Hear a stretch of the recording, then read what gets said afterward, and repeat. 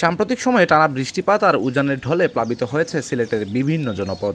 এমন অবস্থায় আকস্মিক বন্যায় বিপর্যস্ত হয়েছে জনজীবন। মানুষের বাড়িঘরে পানি উঠে চরম বিপর্যয় দেখা দিয়েছে। সবচেয়ে বেশি কষ্টে রয়েছেন নিম্নাঞ্চলের মানুষ। ঘরে কোমর সমান পানি উঠায় অনেকের ঘরে চুলো জ্বলছে না।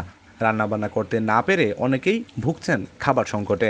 বন্যার এই করুণ সময়ে শুক্রবার উপজেলার বিভিন্ন পানিবন্দী মানুষের মাঝে শুকনো ও রান্না করা খাবার বিতরণ করে গোয়াইনঘাট থানা পুলিশ। গোয়াইনঘাট সার্কেলের জ্যেষ্ঠ সহকারী পুলিশ সুপার শাহিদুর রহমান, থানার ভারপ্রাপ্ত কর্মকর্তা মোহাম্মদ রফিকুল ইসলাম, পিপিএমের নেতৃত্বে নলজুড়ি আশ্রয়কেন্দ্র ও মধ্য জাফলং ইউনিয়নের বাউরভাগ হাওরসহ বিভিন্ন এলাকার প্রায় ৫ শতাধিক মানুষের মাঝে এসব খাদ্য সামগ্রী বিতরণ করা হয়।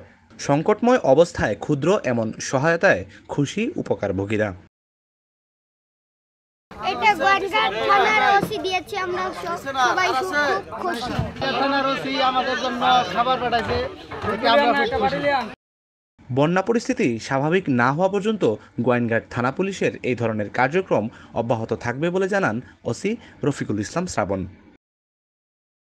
সিলেট জেলা পুলিশ সুপার স্যারের নির্দেশে আমরা কিন্তু এই বন্যার আগে থেকেই প্রস্তুত ছিলাম যে বন্যা হতে পারে এই সংক্রান্ত। কিন্তু আমরা গোয়াইনঘাট থানার যে পেজ আছে এই পেজ থেকেও কিন্তু আমরা সতর্কবাণী দিয়েছিলাম, সেটা অনেকেই সাধুবাদ জানিয়েছে। সেই আঙ্গিকে কিন্তু আমরা আগে থেকে কিছু নৌকা প্রস্তুত রেখেছিলাম, যাতে কেউ কোথাও আটকা পড়লে আমরা তাদেরকে যেন খুব দ্রুত রেস্কিউ করতে পারি।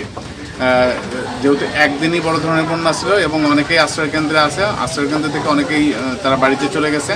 তো যারা আশ্রয়কেন্দ্রে আছে তাদের খাবার সংকট হতে পারে, এই কারণেই গোয়াইনঘাট থানা পুলিশ তারা পুলিশ সুপার স্যারের নির্দেশে উদ্যোগ নিয়েছে যে যারা আশ্রয়কেন্দ্রে আছে তাদেরকে আমরা অন্তত একবেলা ভালোভাবে যেন খাওয়াইতে পারি।